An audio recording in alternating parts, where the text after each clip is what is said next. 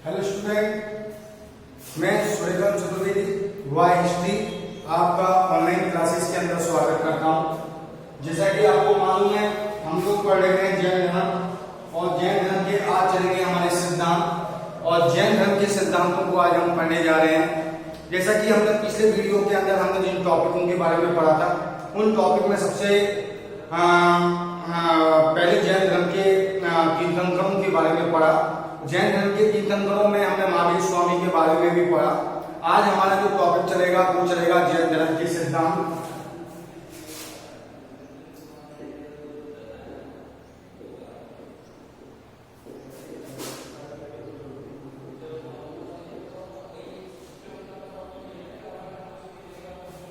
आज हम इस टॉपिक के बारे में पढ़ने जा रहे हैं। उस टॉपिक का नाम है जैन धर्म के सिद्धांत। और जैन धर्म के सिद्धांतों को पढ़ने के लिए हमें आवश्यक है कि जैन धर्म को हमको ढंग से समझना, क्योंकि यह वह धर्म है जिस धर्म के माध्यम से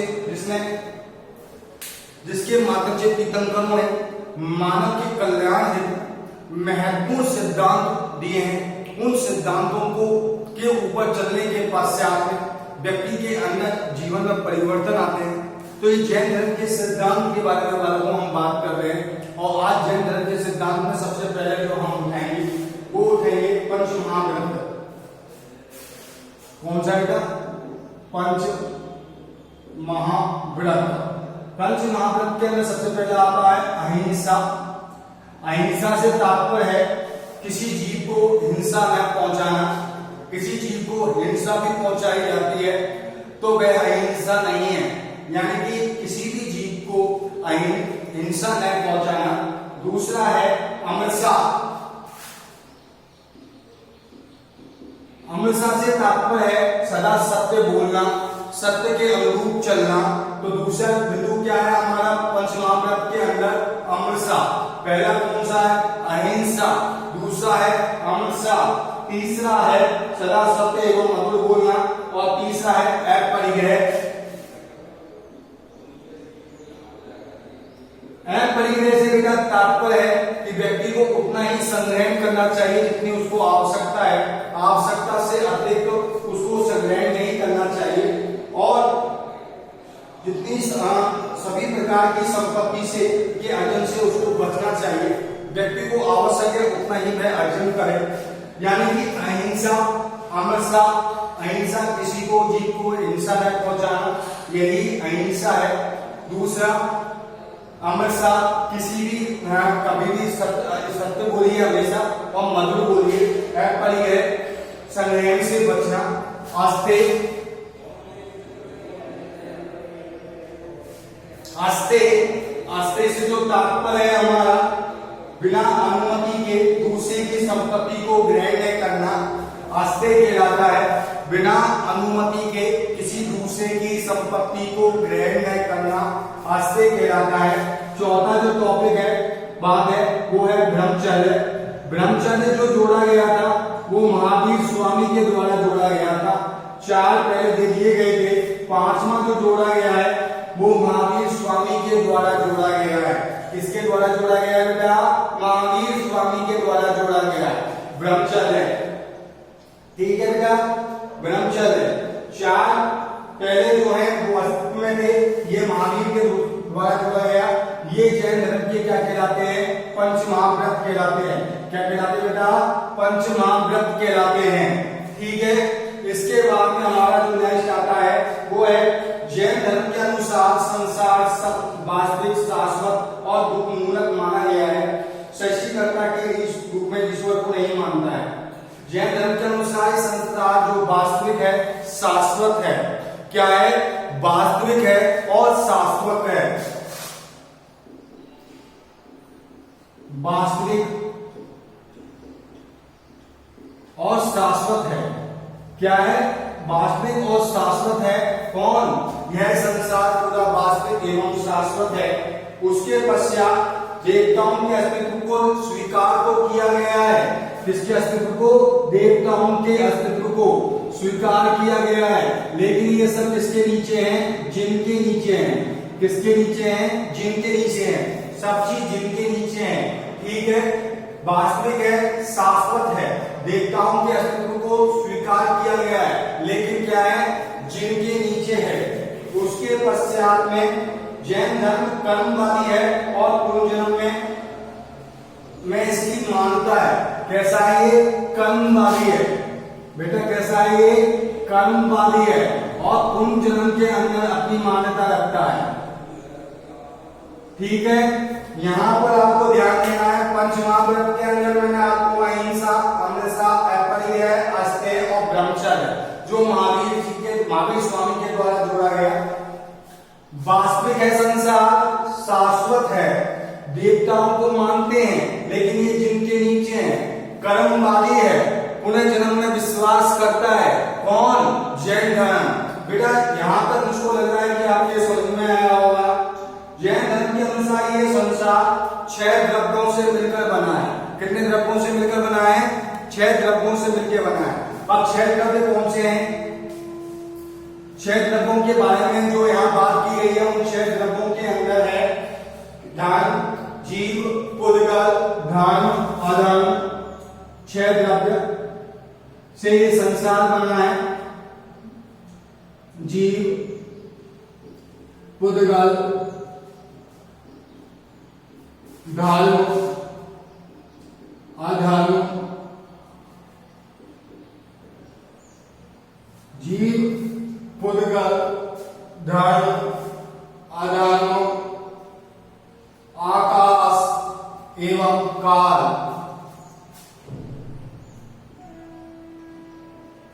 आकाश एवं काल। ठीक है, जैन धर्म के अनुसार ये संसार कितनी चीजों से बना हुआ है? 3 चीज, 6 द्रव्यों से बना हुआ है। कितने द्रव्यों से बना हुआ है? 6 द्रव्यों से बना हुआ है। 6 द्रव्यों के अंदर जीव, पुद्गल, धर्म, अधर्म, आकाश एवं काल। ध्यान रखिएगा बेटा, पूछा रहता है निम्न में से कौन सा 6 द्रव्यों में नहीं है? तो कोई सा भी टॉपिक एक नहीं डालेगा, 3 सही डालेगा। तो वहां पर आपको ध्यान रखना है, जीव है, पुद्गल है, धर्म है, अधर्म है, आकाश एवं काल। इन 6 चीजों से मिलकर, 6 द्रव्यों से मिलकर ये संसार बना है। जैन धर्म के अनुसार आत्मा संसार की सभी वस्तुओं में सदा विद्यमान रहती है। जीव में 2 तत्व सदा विद्यमान रहते हैं, एक आत्मा, दूसरा भौतिक तत्व। ये देखिए, जैन धर्म कहता है कि संसार के अंदर जीव, आत्मा संसार के प्रत्येक जीव में विद्यमान रहती है। क्या रहती है? आत्मा है वो संसार के प्रत्येक जीव में विद्यमान रहती है। ठीक है, आत्मा के अंतर्गत प्रत्येक जीव में विद्यमान रहती है, लेकिन साथ में प्रत्येक जीव में 2 तत्व हमेशा विद्यमान रहते हैं, आत्मा और भौतिक तत्व। पहला है आत्मा, दूसरा कौन सा है? भौतिक तत्व, यानी कि इनको काया करें। ठीक है, ध्यान रखिएगा, प्रत्येक जीव के अंतर्गत 2 चीज बिल्कुल विद्यमान रहती है, आत्मा और भौतिक तत्व। 2 चीजों के बारे में जैन धर्म के अंतर्गत बात की गई है। ठीक है, अज्ञान का कारण जीव के कर्म की ओर आकर्षित होना लगता है। ठीक है, इसको असत कहा गया है। कर्मों के प्रभाव को जब रुक जाता है तो इसको संवर कहा कहलाता है। क्या कहलाता है? संवर कहलाता है। जब कर्म का प्रवाह रुक जाएगा तो क्या कहलाएगा? संवर कहलाएगा। ठीक है, उसके बाद में जैन धर्म में कैसी एवं युद्ध के विरोधी है, इसमें जीवों की हिंसा होती है। इसके विपरीत व्यापार वाणिज्य को महत्व दिया गया है, जिसमें हिंसा की संभावना नहीं होती है। जैन धर्म कैसी और युद्ध दोनों को क्या मानता है? उचित नहीं मानता है। उसके अनुसार व्यक्ति को क्या करना चाहिए? व्यापार करना चाहिए, जिसके अंतर्गत जीव की हिंसा नहीं होती है। उसके पश्चात में अगर देखा जाए, फल त्रिरत्न, कर्म फल से छुटकारा पाने के लिए महावीर स्वामी ने त्रिरत्न दिए हैं। क्या दिए बेटा? त्रिरत्न दिए, कर्म फल से छुटकारा प्राप्त करने के लिए महावीर स्वामी ने। और वो त्रिरत्न क्या है, मैं आपको बता देता हूं।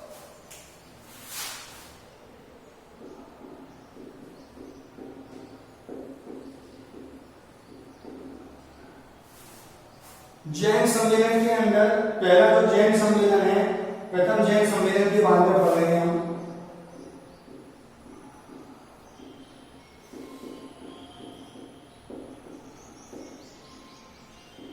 ठीक है, प्रथम जैन सम्मेलन के अंदर स्थान है पाटलिपुत्र।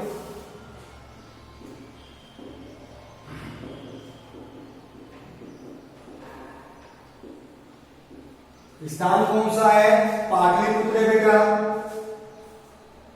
समय है चतुर्थ शताब्दी ईसा पूर्व।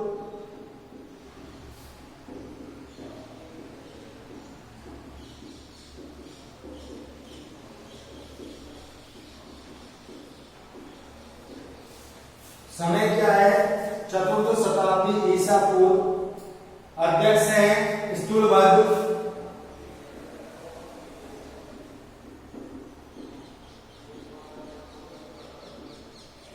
अध्यक्ष कौन है? स्थूलभद्र है। कार्य हुआ है जैन धर्म के 12 अंगों का संपादन।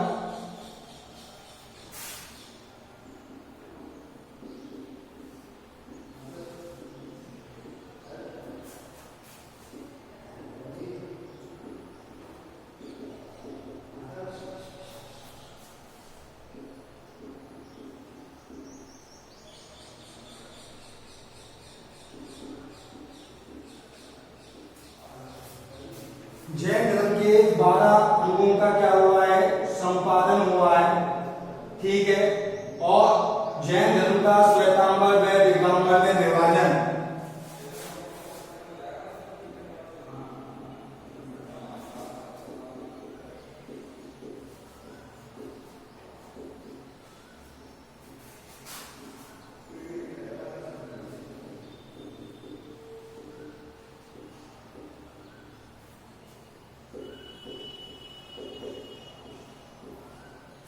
ठीक है, जैन धर्म की हम प्रथम बौद्ध जैन धर्म सम्मेलन पढ़ रहे हैं। ठीक है, तो हम यहाँ पर हम जो देख रहे हैं, सबसे पहली चीज है जैन सम्मेलन के बारे में बात कर रहे हैं। प्रथम जैन सम्मेलन स्थान कहाँ हुआ है? पाटलिपुत्र है। समय है चतुर्थ शताब्दी ईसा पूर्व। अध्यक्ष रहे हैं स्थूलभद्र। काल हुआ है जैन धर्म के 12 अंगों का संपादन किया गया है। जैन धर्म के अंतर्गत 2 संप्रदायों में विभाजन हो गया है, श्वेतांबर और दिगंबर। ध्यान रखिए, प्रथम जैन सम्मेलन कहाँ हुआ है? पाटलिपुत्र। चतुर्थ शताब्दी ईसा पूर्व। अध्यक्ष स्थूलभद्र। कार्य है जैन धर्म के 12 अंगों का संपादन। जैन धर्म का श्वेतांबर व दिगंबर के अंदर विभाजन। ये क्या है? आपका प्रथम जैन सम्मेलन है। इसको ध्यान रखिएगा, इसके अंदर 2 संप्रदायों के अंदर विभाजित हो गया है। ठीक है, श्वेतांबर और दिगंबर।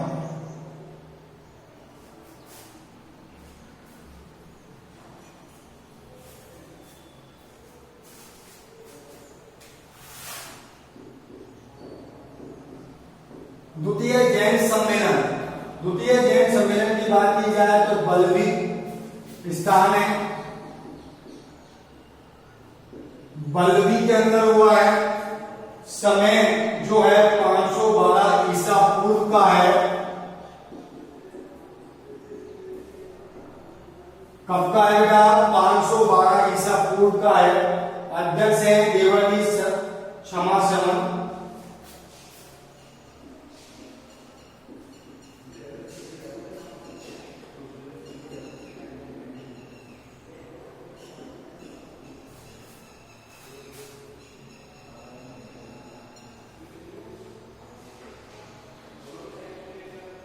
देवर्षि क्षमाश्रमण।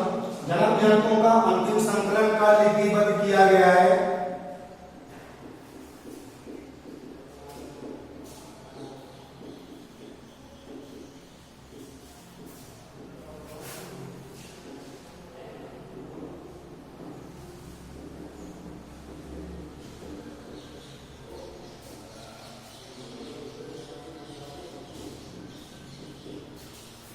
ठीक है, धर्म ग्रंथों का अंतिम संकलन का अनुसार लिपिबद्ध किया गया है। अब हम यहाँ बात कर रहे हैं जैन सम्मेलन के बारे में। द्वितीय जैन सम्मेलन, स्थान है बल्लवी, समय है 512 ईसा पूर्व, अध्यक्ष है देवडी क्षमा सेवन, कार्य है धर्म ग्रंथों का अंतिम संकलन एवं लिपिबद्ध किया गया। तो ठीक है बेटा, हमने पढ़ा यार दोनों जैन सम्मेलनों के बारे में पढ़ लिया, पहला प्रथम जैन सम्मेलन और द्वितीय जैन सम्मेलन।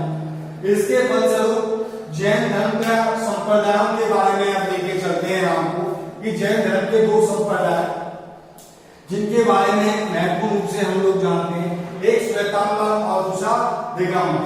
देखिए चौथी शताब्दी के अंदर, चौथी शताब्दी ईसा पूर्व में मगध के अंदर अकाल पड़ा। कितने वर्ष का पड़ा? 12 वर्ष का दुर्भिक्ष पड़ा, अकाल पड़ा। इस अकाल के अंतर्गत अगर बात की जाए, जब अकाल पड़ा 12 वर्षों तक, तो यहाँ जिसमें भद्रबाहु अपने शिष्यों को लेकर, कौन भद्रबाहु है, वो अपने शिष्यों को लेकर कहां चले गए हैं? अपने शिष्यों को लेकर कर्नाटक चले गए हैं और स्थलबाहु अपने शिष्यों के साथ में मगध में ही रहे। स्थलबाहु तो अपने शिष्यों के साथ कहां रहे हैं? मगध में रहे। भद्रबाहु अपने शिष्यों के साथ में कहां चले गए हैं? कर्नाटक चले गए। ठीक है, जब अकाल के बाद में भद्रबाहु लौट कर आए तो उन्होंने भिक्षुओं की जीवन शैली के अंदर बदलाव देखा। जो जीवन शैली के अंदर जो बदलाव आया, उस बदलाव का परिणाम ये हुआ, तो उसके बदलाव के फलस्वरूप स्थलबाहु के नेतृत्व में जो मगध के अंदर ही रहे थे वो क्या कहलाए? श्वेतांबर कहलाए, जो श्वेत वस्त्रों को धारण किए करते थे। और भद्रबाहु के नेतृत्व में जो उनके शिष्य गए वो क्या कहलाए? दिगंबर कहलाए, जो नग्न अवस्था के अंदर लिया करते। ठीक है, ये आपका जैन धर्म के अंदर श्वेतांबर और दिगंबर दोनों के बारे में मैंने बता दिया, विश्वास करते थे। ठीक है, अनेक पंथ हुए। प्रसार के बारे में देखा जाए तो राजा मौर्य, बिंबिसार, अजातशत्रु, चंद्रगुप्त मौर्य आदि के समय में इसका प्रसार हुआ। जैन धर्म के प्रधान केंद्रों में मथुरा तथा उज्जैन का नाम आता है। कौन है? मथुरा और उज्जैन इनके प्रमुख केंद्र के रूप में, जैन धर्म के प्रमुख केंद्रों के रूप में इनका नाम आता है। इसके पश्चात पश्चिमी भारत में गंग चालुक्य राजपूत शासकों ने भी जैन धर्म को आश्रय प्रदान किया। चंद्रगुप्त मौर्य ने एक संत की वाणी कर्नाटक के अंदर गए, कर्नाटक में प्रचार किया। वहीं श्रवणबेलगोला की पहाड़ियों पर सलेखना पद्धति के द्वारा अपने शरीर का क्या कर दिया? उपवास करके शरीर का त्याग कर दिया। ठीक है, पुलकेशियन द्वितीय ने कि एक आश्रित राजा रविकीर्ति ने जैन मंदिर का निर्माण करवाया। जैन साहित्य के बारे में बात की जाए तो अतिमानवी भाषा में लिखा गया है। जैन साहित्य 6वीं शताब्दी ईसा पूर्व। जैन साहित्य की जो भाषा है वो कौन सी भाषा है? प्राकृत भाषा है बेटा। कौन सी भाषा है? प्राकृत भाषा है, जिस प्राकृत भाषा के अंदर जैन साहित्य लिखा गया है। ठीक है, जैन ग्रंथों को, जैन साहित्य को क्या कहा जाता है? आगम कहा जाता है। क्या कहा जाता है? आगम कहा जाता है। 12 उपागम कहते हैं, दक्षिण छोड़। तो इस तरीके से क्या है? आगम कहा जाता है जैन साहित्य को। उसके पश्चात कर्नाटक में जिन जैन मठों में जो भिक्षु रहते थे उनको जो कहा जाता था बस्ती कहा जाता था। दिलवाड़ा के जैन मंदिर आदि, गुम्बा आदि काफी महत्वपूर्ण है। अब यहाँ पर हम कुछ चीजें लेके चल रहे हैं जो कंपटीशन में पूछी जाती रहती है। तीर्थंकर एवं उनके प्रतीक।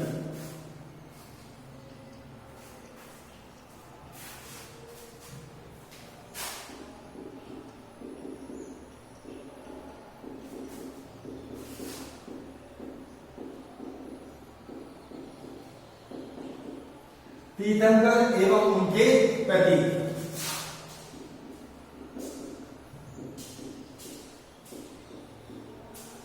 ठीक है, तीर्थंकर और उनके प्रतीकों के बारे में हम पढ़ रहे हैं। तीर्थंकर और उनके प्रतीक, इस सब के इनका जो प्रतीक है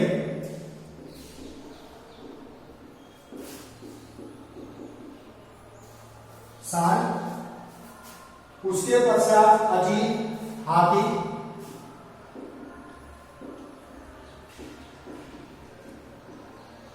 ठीक है बेटा। उसके पश्चात है संभव, संघ,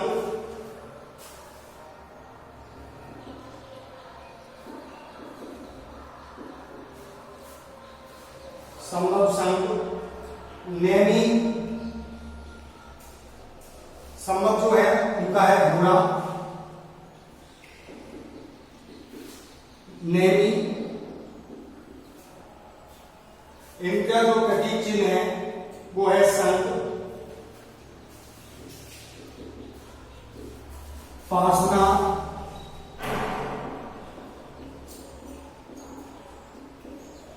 फासना, इनका जो प्रतीक है सर्प,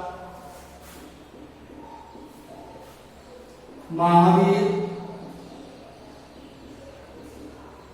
स्वामी, इनका जो प्रतीक है से।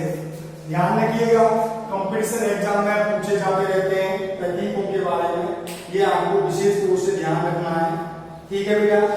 और अभी जो हमारा जो इसके अंदर महत्वपूर्ण जो टॉपिक जिसको हम लेके चल रहे हैं वो हमारा मुख्य रूप से उस हमने शब्द छोड़ दिए थे बौद्ध धर्म के, जिनको भी मैं आपको बता देता हूं। बौद्ध धर्म के प्रतीक के रूप में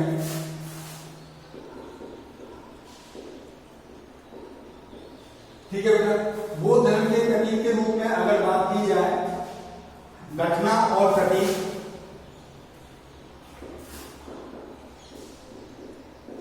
वैसे मैंने आपको बता दिया है घटना और प्रतीक,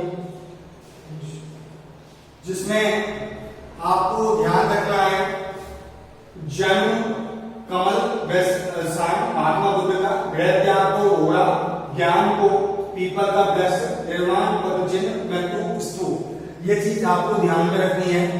ये मैंने आपको जैन धर्म के बारे में बताया। आज हमारा जैन धर्म का जो टॉपिक है यहाँ समाप्त हो गया है। नेक्स्ट हम अब जो चलेंगे महाजनपद काल के अंदर चलेंगे और महाजनपद काल के अंतर्गत मगध के उत्कर्ष के बारे में पढ़ेंगे। जैसा कि मुझे आशा है कि आपके समझ में आ रहा होगा, आपको लाभदायक लग रहा होगा। अगर आपको कोई दिक्कत आ रही है तो आप मुझसे पूछ सकते हैं। जैसा कि आपको मालूम है ये टॉपिक को काफी गौर से हमने तैयार किया जिससे आपके समझ में आ सके, इस चीज को ध्यान में रखते हुए आपके लिए लाभदायक हो सके, आप लगातार मेरी क्लासों का फायदा ले सके और तो मेरे से लगातार जुड़िए और अपनी क्लासों का फायदा लीजिए जो आपके लिए लाभदायक होगा। आप पढ़ रहे हैं सूर्यकांत सर, आपको काफी लाभदायक रहेंगी, ठीक है। आगे इसी तरीके से मेरे से जुड़े हुए रहिए और इनका फायदा उठाइए। आज के लिए इतना ही।